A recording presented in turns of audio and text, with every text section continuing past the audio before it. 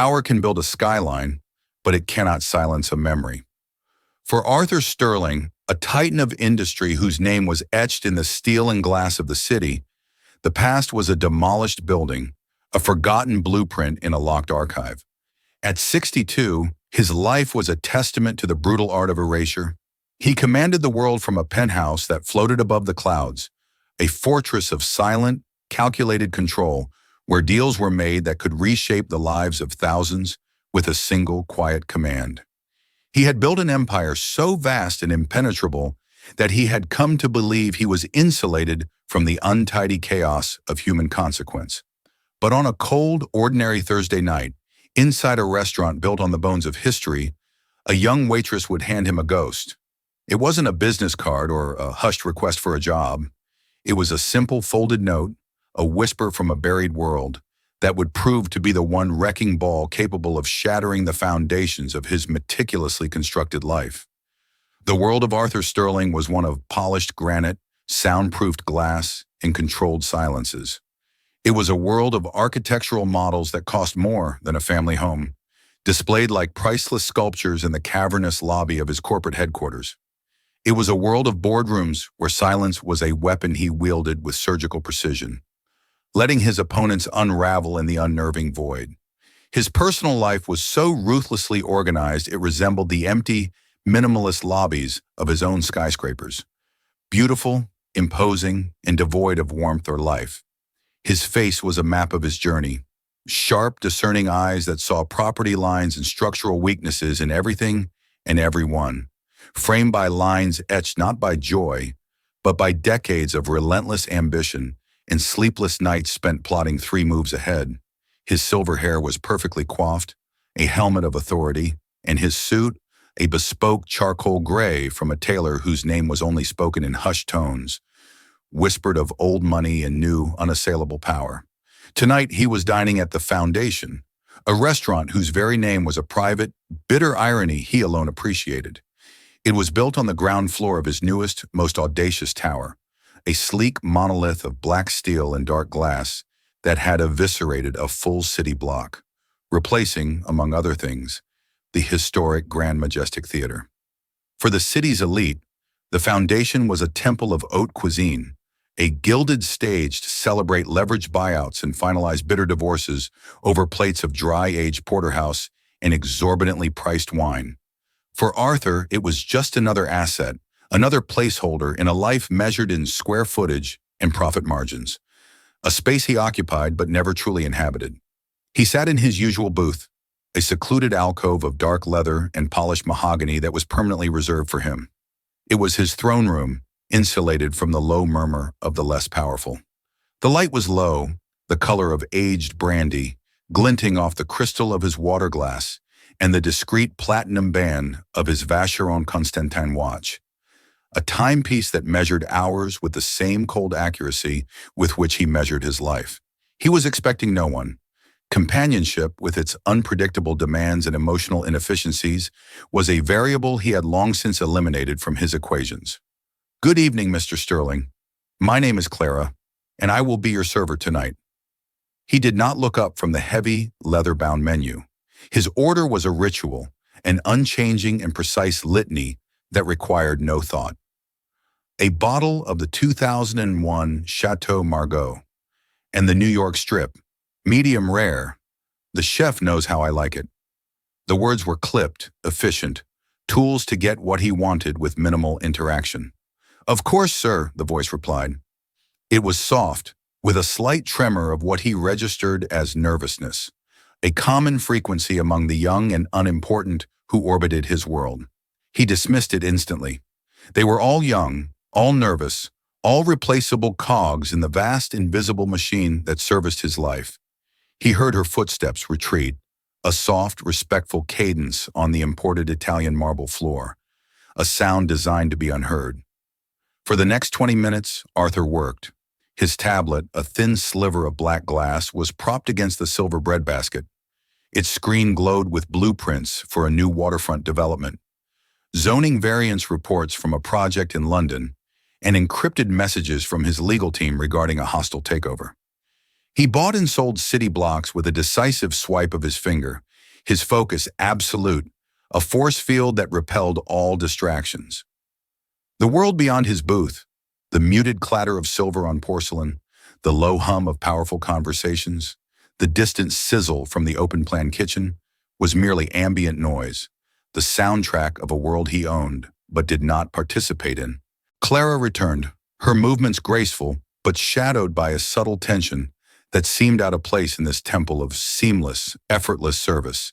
She presented the wine with the practiced reverence of a sommelier, her hands moving with a learned grace as she decanted the deep garnet liquid. Yet he could sense, even without looking up, the tightness in her shoulders, the controlled, shallow breaths. She was a discordant note in a perfectly composed symphony. He gave a curt, dismissive nod, his eyes locked on a fluctuating stock price on his screen. When his steak arrived, it was, as always, perfect. A flawless cut of prime beef, seared to a dark, satisfying crust, its center a warm, tender red. It was a monument to precision and control, two principles Arthur held as sacred as any religion. He finally set his tablet aside, allowing himself this one solitary indulgence. He ate with the same methodical efficiency he applied to a hostile takeover, calculated, appreciative in a detached intellectual way, but utterly devoid of passion or pleasure. Each bite was an assessment, a confirmation of quality, nothing more. As he was finishing, savoring the last perfect bite, Clara reappeared to clear his plate. Her presence was a soft intrusion into his solitude. "Was everything to your satisfaction, Mr. Sterling?" she asked, her voice barely a whisper, as if afraid to disturb the air around him. "It was adequate," he replied, the words conveying his highest form of praise. It was a statement of fact, not an expression of gratitude. He reached into the inner pocket of his jacket for the slim, alligator skin wallet that held his black credit card. He would leave a tip that was insultingly generous, not from a place of kindness, but as a casual demonstration of his power. A reminder that her entire month's rent was a triviality to him. As she reached for the heavy ceramic plate, her fingers brushed against his. It was a fleeting, accidental touch, the briefest contact of skin on skin, but it felt like a jolt of high-voltage electricity, a spark of static in his hermetically sealed world. The unexpected physical contact shattered his concentration. For the first time all evening, he truly looked at her. She was young, painfully so. Early 20s at most, though her eyes held a weariness that spoke of a much older soul. They were wide, expressive eyes the color of dark, stormy seas, set in a face that was pretty but marked by fatigue. A cascade of unruly dark hair was pulled back into a simple ponytail that had failed in its mission to contain the stray curls that framed her face like soft wisps of smoke. She looked exhausted, not just the end of a long shift tired he saw on the faces of all service workers, but a deep, bone-weary fatigue that seemed to have settled permanently in the slight curve of her shoulders. Yet despite the exhaustion in the depths of her sea-gray eyes, there was a spark. It wasn't just fear of his power. It was something else. It was defiance. Her hand trembled slightly as she placed the black leather billfolder on the table. "Thank you for dining with us, sir." But as she pulled her hand away, her movement a fraction too deliberate, something was left behind. A small, neatly folded piece of paper, a simple square of napkin, now sat beside the billfolder, an anomaly on the pristine landscape of polished mahogany. It was an outrageous, almost unthinkable breach of protocol. A waitress soliciting a patron in an establishment of this caliber, his establishment. A sudden cold anger flared within him, clean and sharp. Was she looking for a job? A handout? A desperate plea for investment in some foolish dream? He had a team of people, a corporate fortress, designed specifically to filter such desperate, unseemly approaches. He fixed her with a glacial stare, the kind that could freeze a hostile board member in their tracks. A look that conveyed without words the colossal error she had just made. He expected her to flinch, to stammer an apology, to shrink under the weight of his disapproval. Instead, she met his gaze for a single, charged second. Her sea-gray eyes held an entire universe of emotion, an apology, a challenge, and a desperate, burning hope, all warring for dominance. It was the look of someone who had just jumped off a cliff, praying they had chosen the right moment. Then she turned and walked away, not scurrying, but moving with a deliberate calm that was in itself an act of rebellion, vanishing into the choreographed ballet of the dining room. Arthur sighed, the sound a soft hiss of irritation at the disruption to his perfectly ordered evening. He picked up the note, intending to crumble it into a tight ball and leave it with the signed check, a silent, contemptuous dismissal. But curiosity, a long-dormant and inefficient emotion he usually suppressed, stirred within him.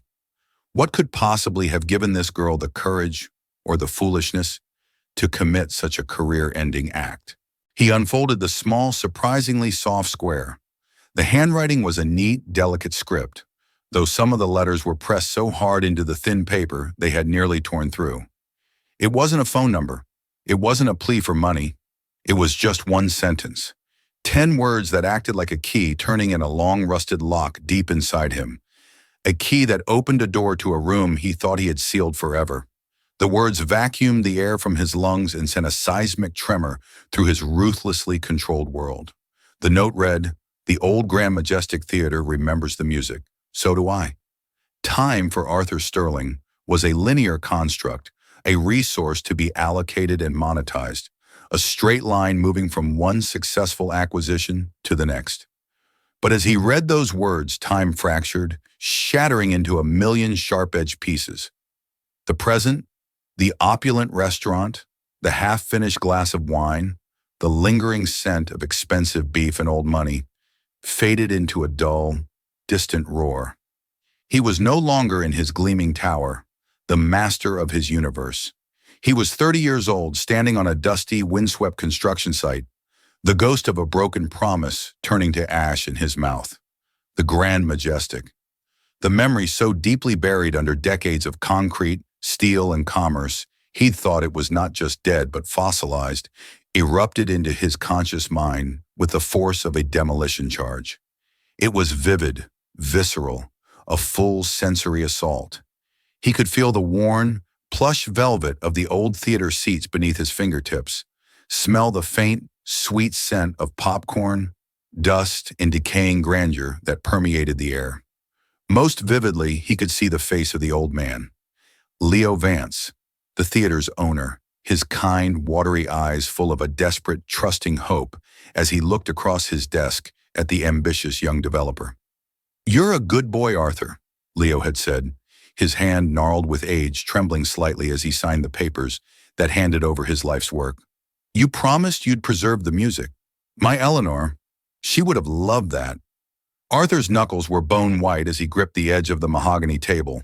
A cold dread, colder than any market downturn, colder than the icy vacuum of his penthouse, washed over him. His heart, a reliable metronomic organ that had never faltered in the most brutal of negotiations, hammered against his ribs like a trapped bird. The music. He had promised. He had sat in Leo's dusty office, surrounded by faded posters of forgotten divas and legendary tenors, and he had lied with the easy sincerity of a born predator. He had promised to incorporate the theater's historic Rococo facade and a small, intimate concert hall into his new development.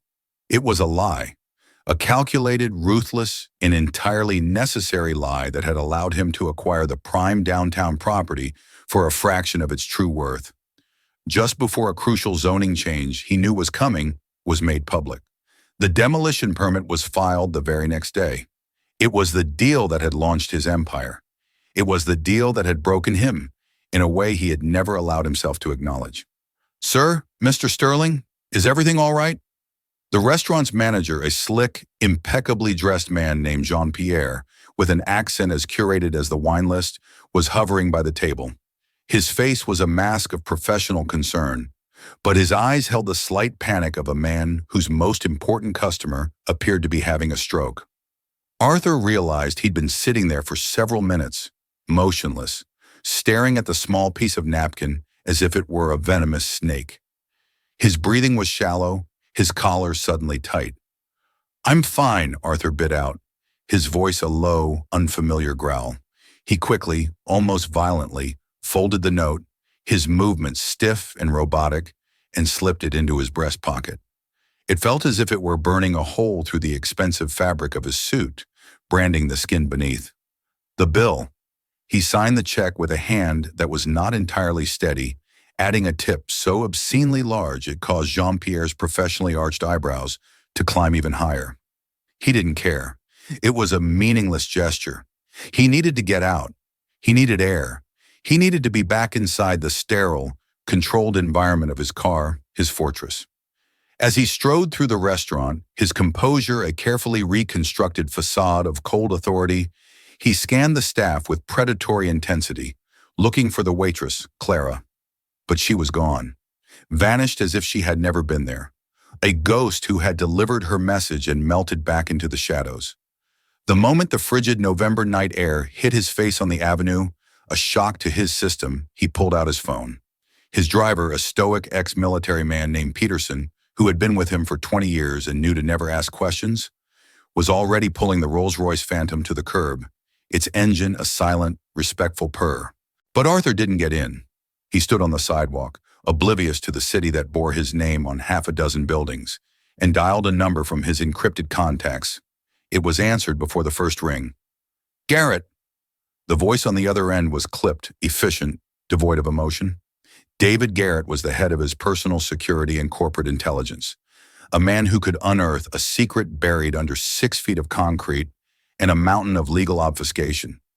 He was Arthur's ghost, the unseen force that protected his empire.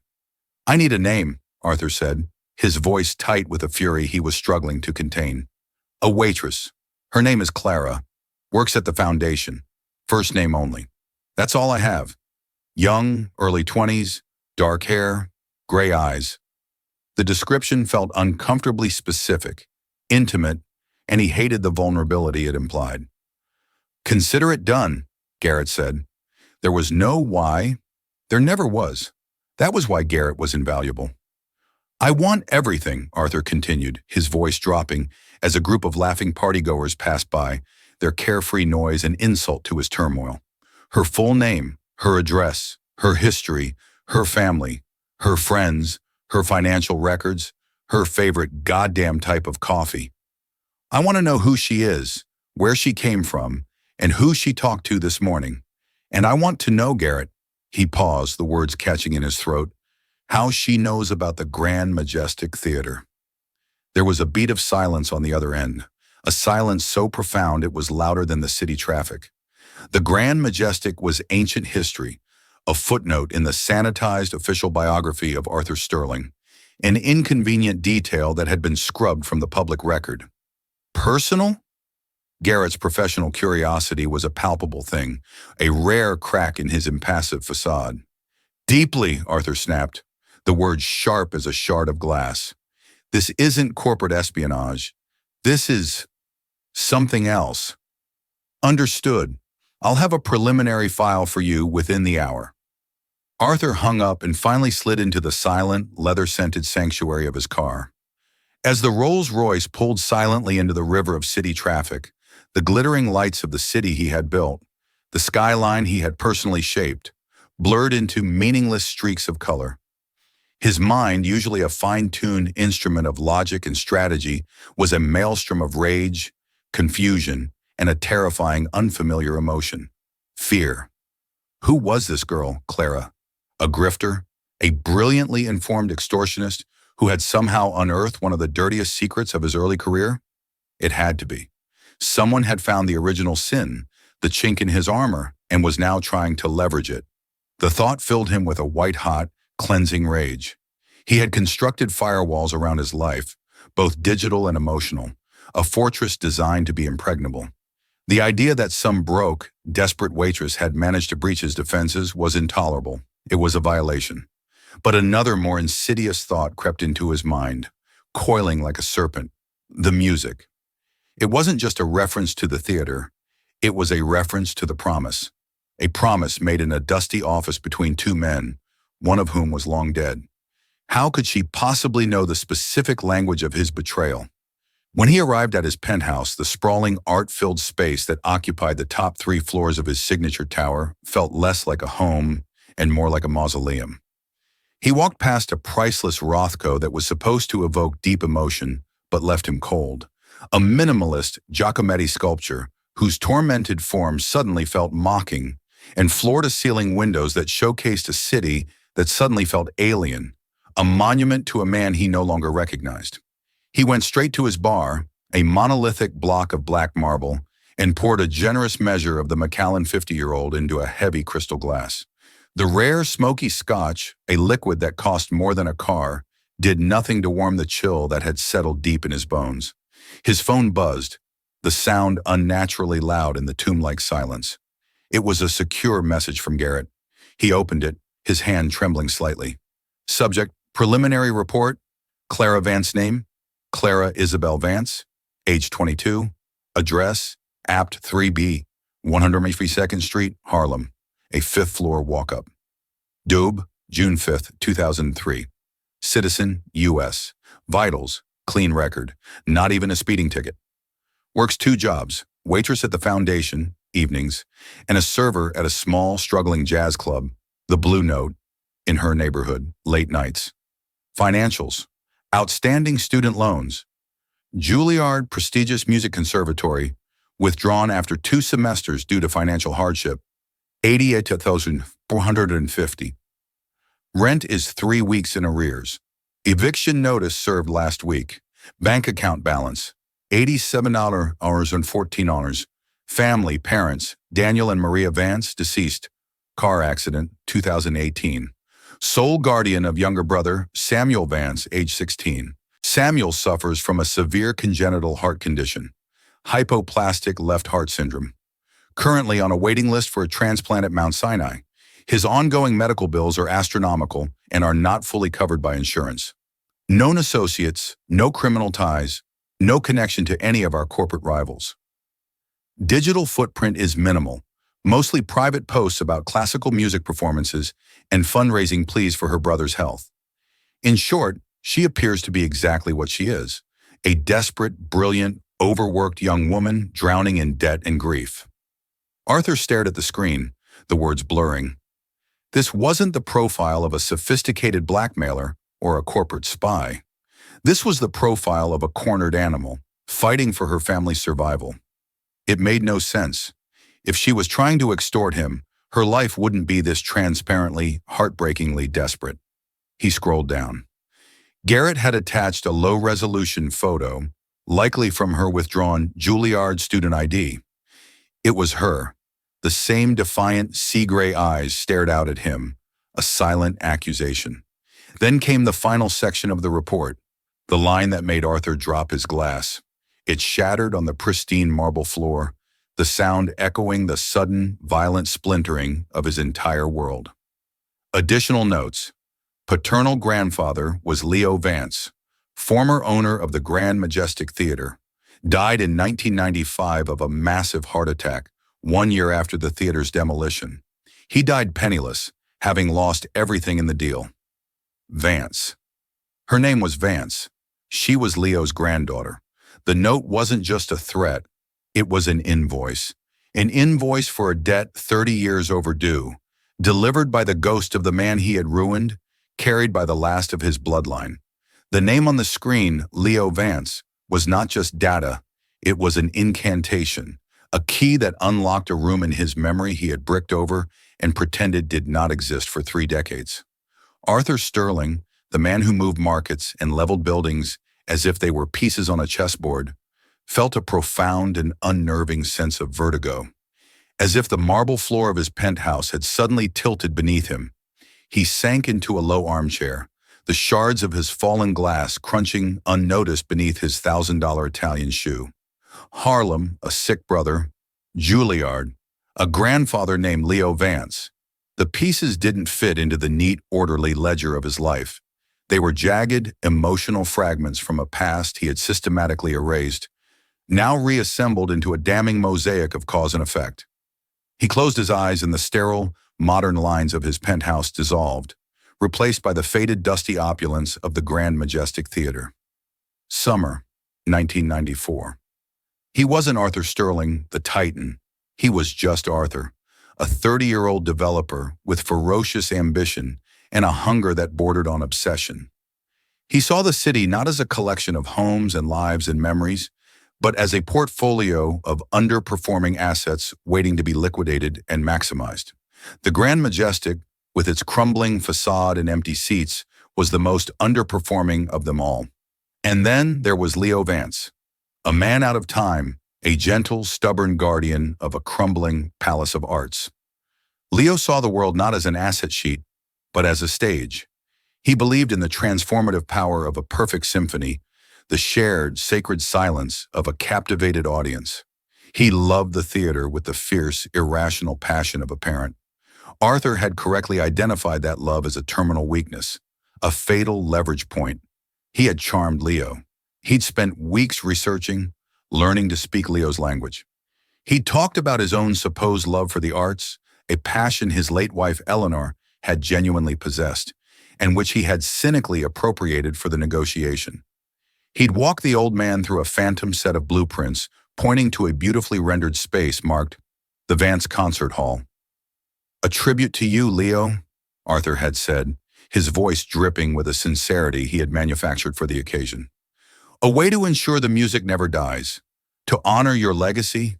He remembered the look in Leo's eyes, the dawning of a desperate hope, the relief of a man who thought he had found a savior, not a predator.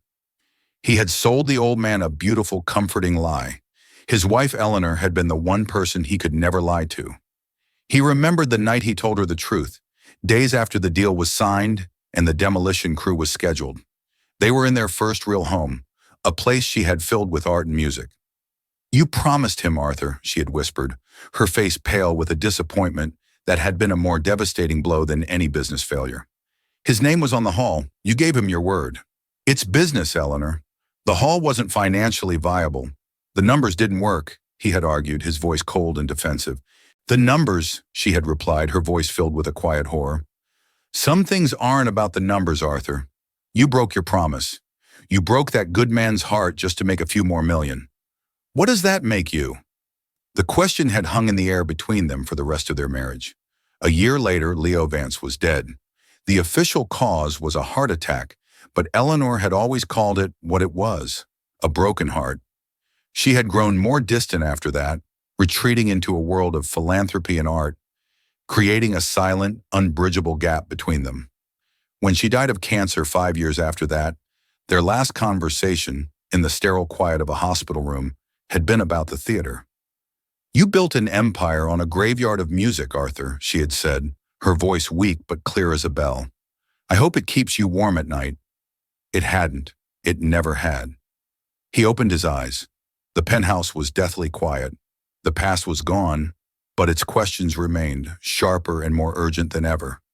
This girl, Clara Vance.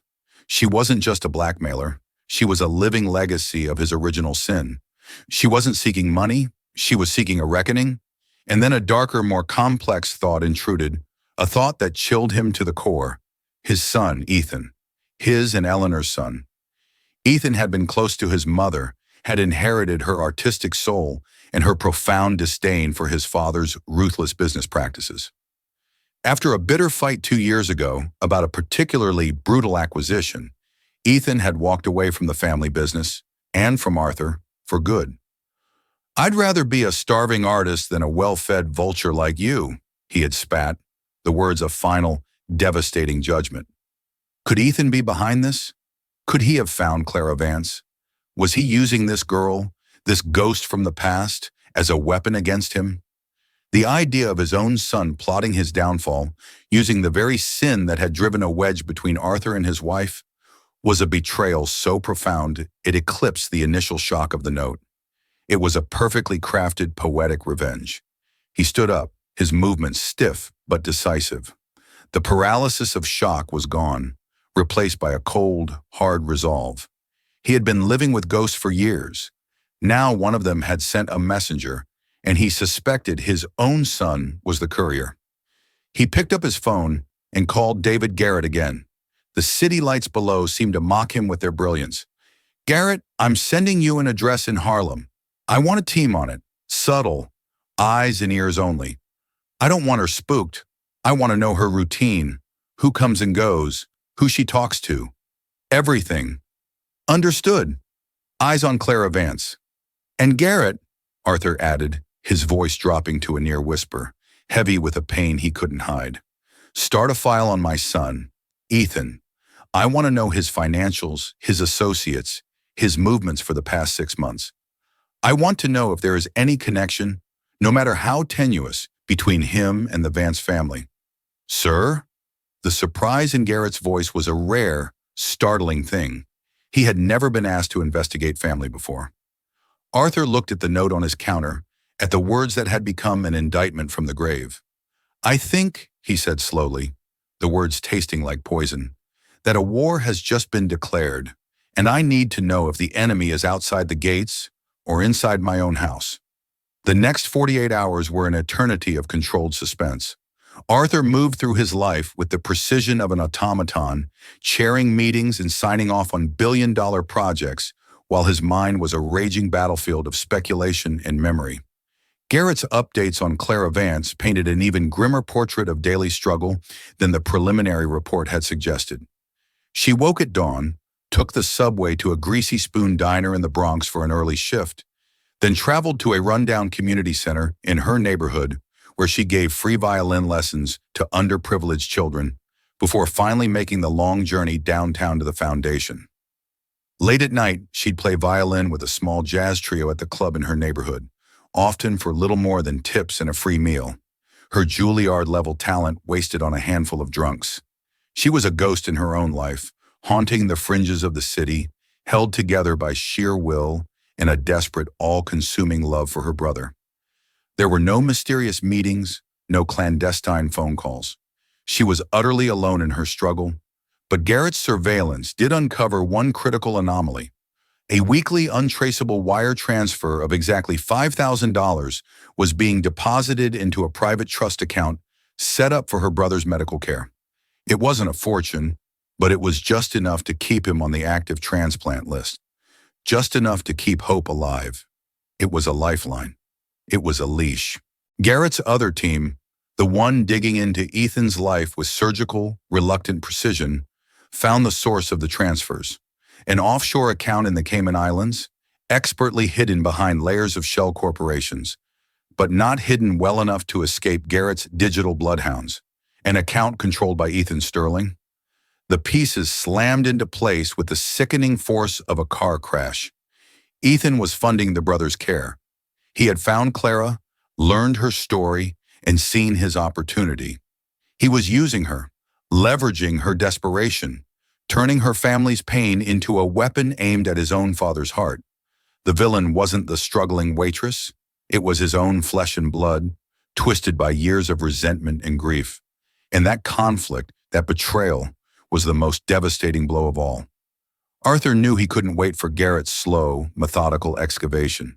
He had to face the ghost herself. Confronting her at the foundation was too public. Her apartment was too invasive, a violation of her small, besieged world. That left the community center. It was a small, rundown building in a part of the city his car didn't even have navigation routes for, a world away from his towers of glass and steel. He could hear the scratchy, dissonant sound of beginner violinists from the sidewalk as he approached.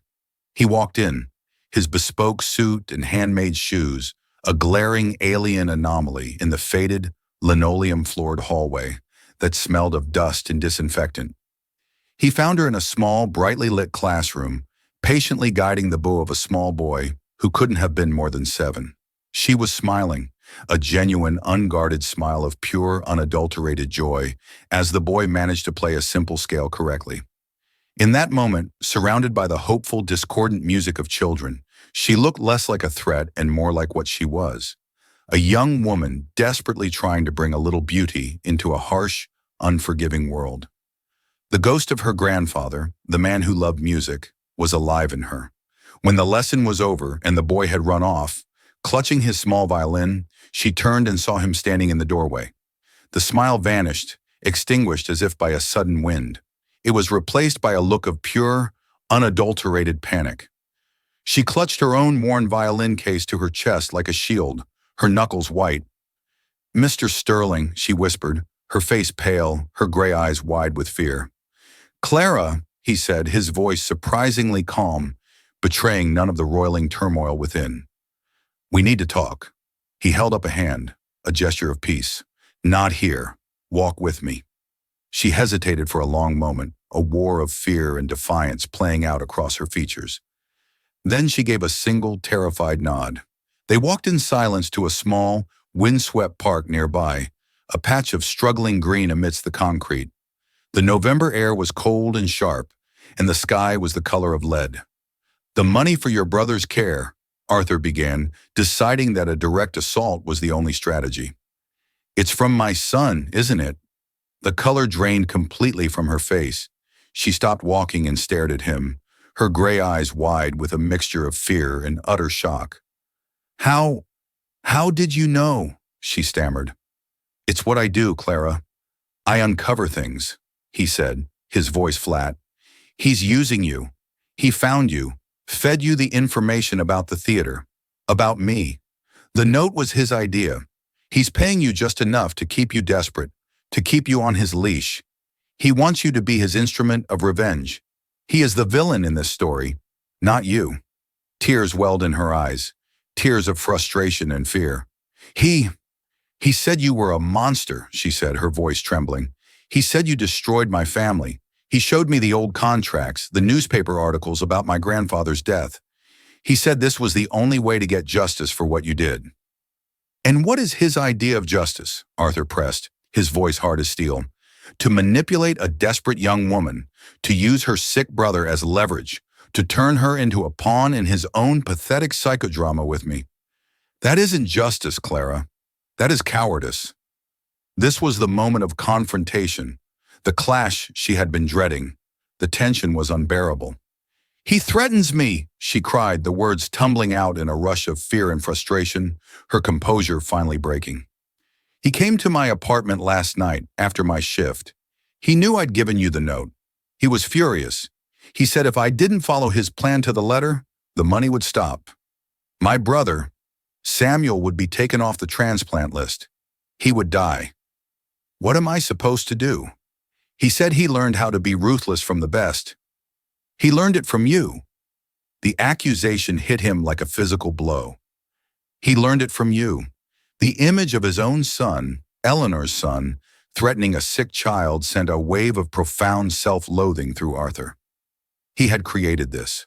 His actions decades ago, his failures as a father, his cold, transactional view of the world, they had all led to this ugly, desperate moment in a forgotten park. He had not only broken a good man's heart, he had poisoned his own son's.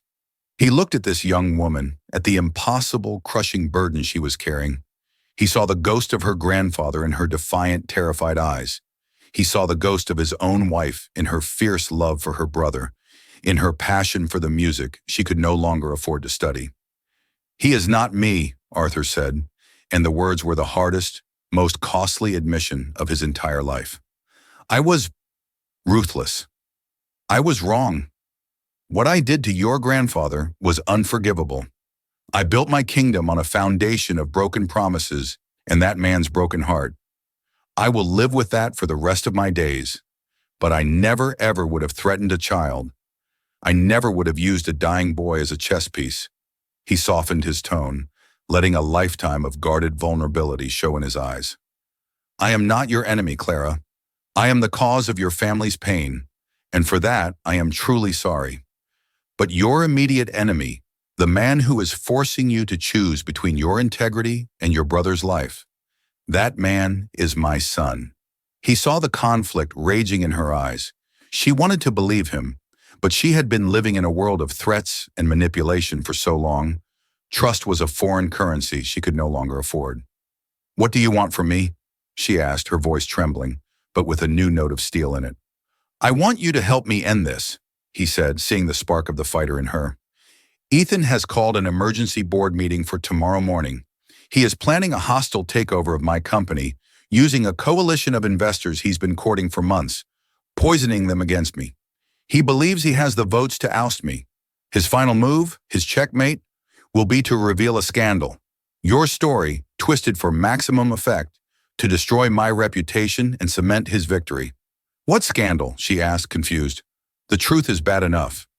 He's fabricated evidence, Arthur said grimly. He's manufactured documents, coached a false witness. He's going to claim I not only lied to your grandfather, but that I also bribed a city official to get the zoning changed for the majestic property. It's a lie, but a believable one. It carries a prison sentence. He doesn't just want to oust me, he intends to ruin me completely, to see me in jail. Arthur took a step closer, closing the distance between them. I am going to offer you a way out, a way to save your brother, to pay your debts, to go back to Juilliard, to reclaim your life. But it will require an incredible act of courage. It will require you to walk into a room of the most powerful people in this city and tell the truth. It will require you to trust the man who destroyed your family. She looked at him, at the face of the monster from her family stories, and saw something she hadn't expected. Not a titan of industry, not a ruthless predator, just an old, lonely, and deeply regretful man, haunted by his own ghosts, trying to make one last, desperate thing right.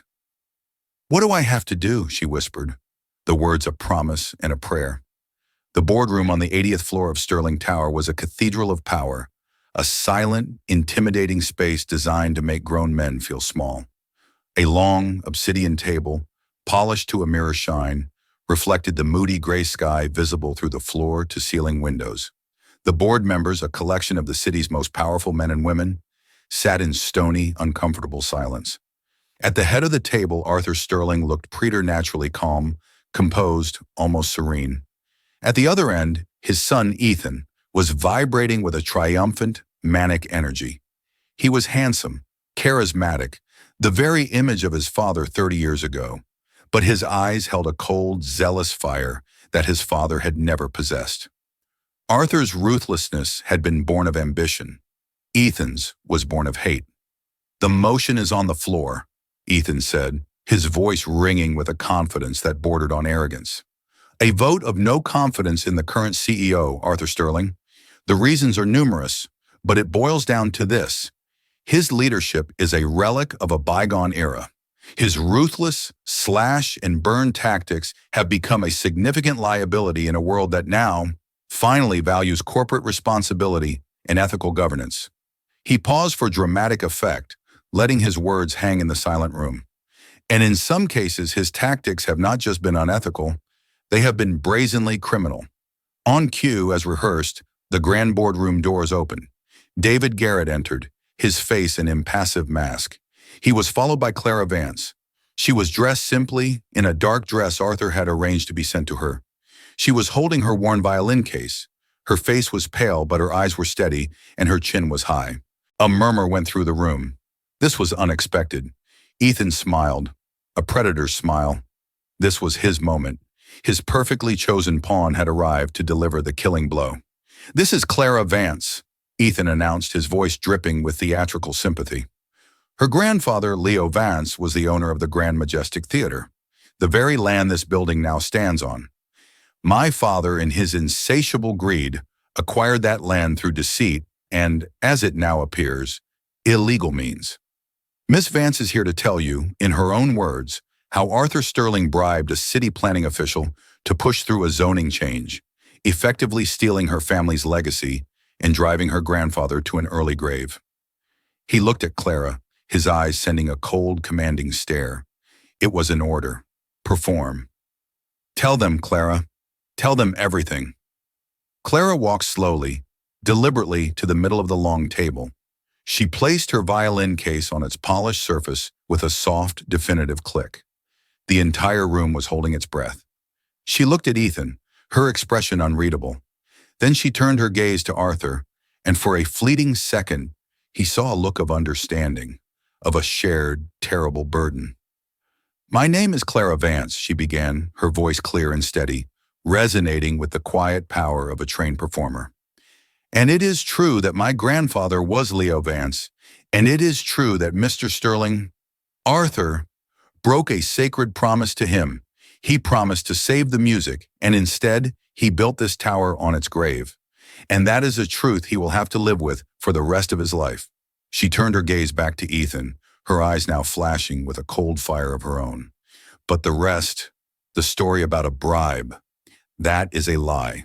A despicable lie told to me by a desperate and vindictive man who is using my family's very real tragedy and my brother's life-threatening illness as a weapon in a pathetic, cowardly war against his own father.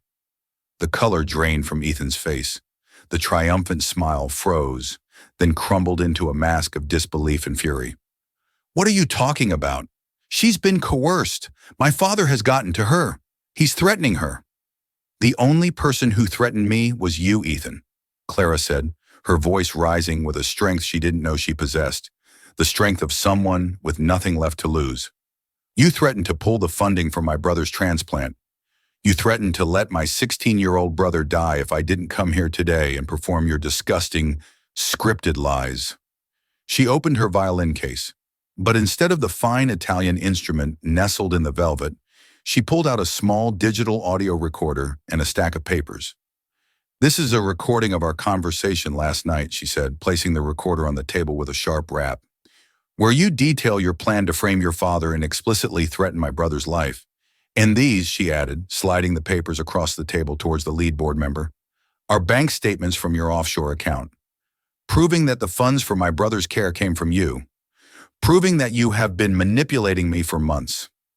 The boardroom erupted into chaos. Ethan stood, his face a mask of apoplectic fury and disbelief. This is insane. She's lying. The recording is fake. No, son, she's not, Arthur said, his voice quiet but carrying the weight of absolute authority that cut through the noise. He stood up slowly. I have been many things in my life. A ruthless businessman, a neglectful husband, a failed father, a man who broke a sacred promise to a good man. I have built a silent kingdom of glass and steel. But I am not a criminal, and I will not stand by and allow my son to become one in my name.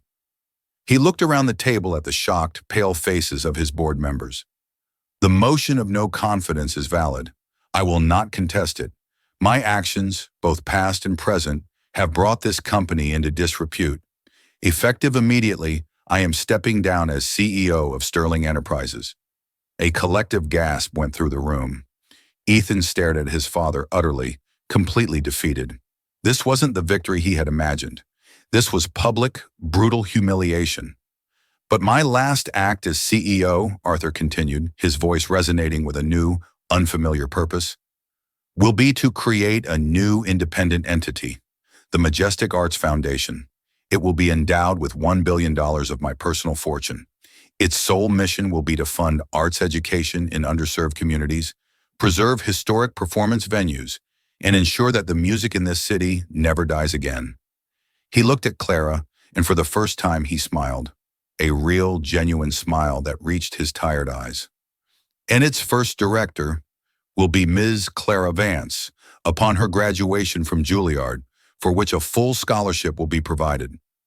Her first project will be to design and build a new state-of-the-art concert hall on a property I own downtown. It will be called the Leo and Eleanor Vance Hall, a place for new promises to be made and old ones to finally be kept. He turned to his son, whose face was a ruin of broken pride and shattered hatred. As for you, Ethan, we have a lot to talk about, but that conversation will happen in private, as a family, not in a boardroom. 2 security guards summoned by Garrett gently but firmly flanked the stunned and silent Ethan and escorted him from the room. That afternoon, Arthur left his office for the last time, walking away from the empire he had spent a lifetime building. He had Peterson drive him not to his silent penthouse, but to the small private wing of Mount Sinai Hospital, where Samuel Vance was a patient. He had already made the call. Samuel was no longer on a waiting list. A team of the world's best pediatric cardiac surgeons was being flown in. All costs for the rest of his life would be covered. He met Clara in the stark antiseptic waiting room. She was crying, silent tears of relief and exhaustion, and a grief so profound it had no name. You didn't have to step down, she said, her voice thick. You won. Did I? He asked, sitting beside her, the space between them no longer a chasm but a bridge. I've spent my entire life winning, Clara. All it brought me was a lonely penthouse and a son who hated me enough to try and put me in prison. Maybe it's time I tried something else. He looked at this remarkable young woman, this girl with a spine of steel and a soul full of music, who had faced down two of the most powerful men in the city and chosen truth. My wife, Eleanor, he said softly, the name a comfort on his lips for the first time in years. She would have liked you. She loved the music too. For the first time since he had read the note, the ghost of the grand majestic theater seemed to rest.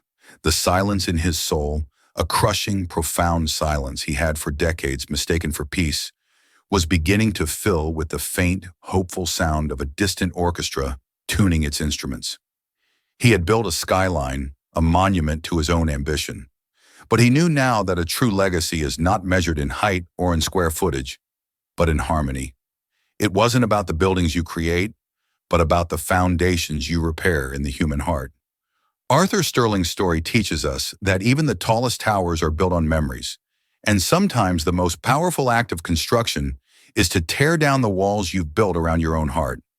He was a billionaire who thought he could buy the silence of the past, but a young waitress with nothing to her name but a folded napkin taught him the priceless value of its music. Through an act of incredible courage, hers and eventually his own, he was given something far more valuable than any skyscraper, a chance at redemption. He learned that true power isn't found in a boardroom or a bank account, but in the quiet, difficult, and beautiful act of keeping a promise no matter how long overdue. What did you think of Arthur's journey? Was Ethan's anger justified, even if his methods were unforgivably wrong? And what does it say about the ghosts of our own past actions and the debts we all owe? Let us know your thoughts in the comments below. If this story moved you, please give this video a thumbs up, share it with someone who loves a powerful story, and don't forget to subscribe for more real-life dramas that will leave you speechless. Thank you for listening.